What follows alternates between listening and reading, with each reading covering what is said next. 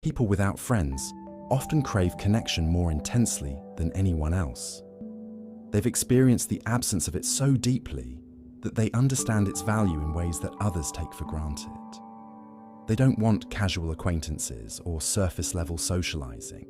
They hunger for the kind of friendship where silence feels comfortable, where they can be completely themselves, where they're truly known and accepted.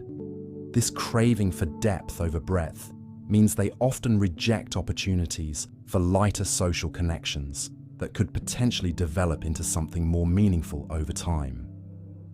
They want to skip the small talk and dive straight into meaningful conversation. But most relationships need time to develop that level of trust and intimacy.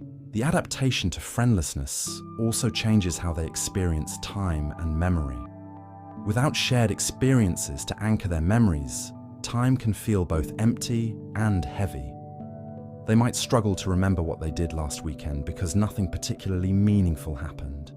Or they might fixate on small interactions because they were the only human connection they had all week.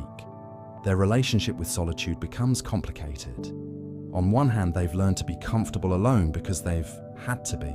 They've developed rich inner lives, creative pursuits, and independent interests. But this comfort with solitude can also become a trap. The longer they spend alone, the more foreign social interaction feels. The more foreign it feels, the more anxious they become about engaging with others.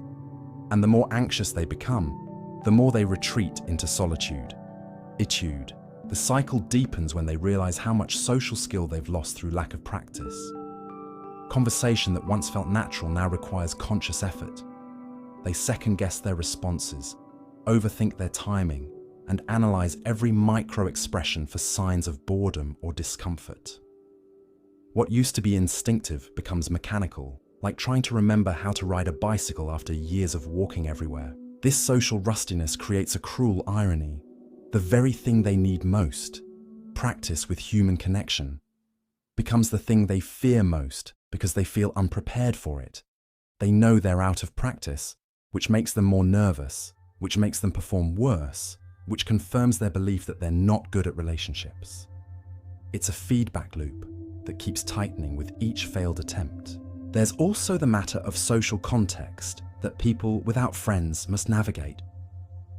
Society expects certain social behaviors.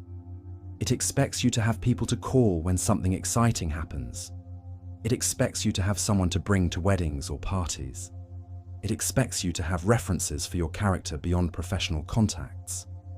When you don't have these things,